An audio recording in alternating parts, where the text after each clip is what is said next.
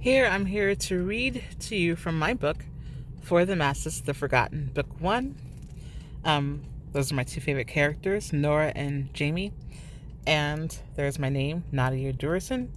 If you go purchase it on Amazon.com, you will have to look for my name because it does not pull up under the title because the algorithms, there's a lot of books that are similarly titled.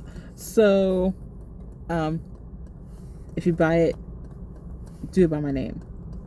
So I'm going to read to you from a little chapter 8, in the middle of chapter 8 actually. So here we go. Teal, Azure, and Elena woke up in the twins' shared bedroom. Teal had been awake already, with a slight hangover and feeling guilty for getting drunk and high when he swore to himself and God that he would never again. Did this mean he wasn't saved anymore? Did he have to re-give himself to Christ? He was pondering his thoughts when he felt Elena get in his bed with him. He closed his eyes and pretended to be asleep. He didn't want to talk or be talked to right now. I know you're awake, Teal. I heard your breathing change. Yeah. Teal rolled on his back and let Elena snuggle up next to him. Azure is snoring. I cannot sleep over there anymore. Yeah. You okay? Yeah. You don't sound okay. Elena looked up at him. Teal put his arm over his eyes, trying to shield out the little bit of light that was in the room. It's too bright in here. My goodness, Teal, with that thick black curtains, how can you be light sensitive? Teal pointed to the area between the wall and the curtain where a small bit of light had broken through. There was a sliver of light coming in from over there, and it's killing me. Shame the devil and tell the truth. That's not what's really killing you, Elena gestured lightly. Teal lifted up his arm to peek at her curiously. Shame the devil? Yeah. It's something my mom used to say. It means if you tell the truth, the devil will flee and you'll be set free or something like that, Elena said proudly. Teal lifted his whole arm off his eyes and propped it up a bit and looked down at Elena. Are you a believer now, Elena? Elena shrugged her shoulders. I don't know. I'm open to it, I think. I just don't know. She hugged him across his abdomen. What do I know? What I do know is you're feeling guilty and you shouldn't. Yeah. Teal slumped back down on the bed. I don't know much about God or religion, but I remember my parents saying something like, there is no condemnation in Christ. It's like God doesn't condemn, he forgives all or something. They used to tell me stuff like that all the time, hoping I would become a believer. Kinda wish I had. I miss them so much. Elena tried not to cry on Teal, but she did. And as a good friend, he was there for her. Azure jumped out of bed. Well, Elena, since you believe in stupid rapture so much, why don't you just commit yourself to Jesus and go kill yourself and you could go be with your parents? Azure!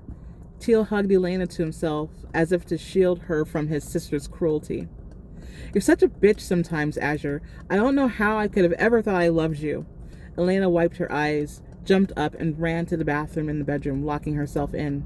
Azure sat down on Teal's bed. Azure, can't you be nice for 2 seconds? What's gotten into you? Teal sighed in frustration.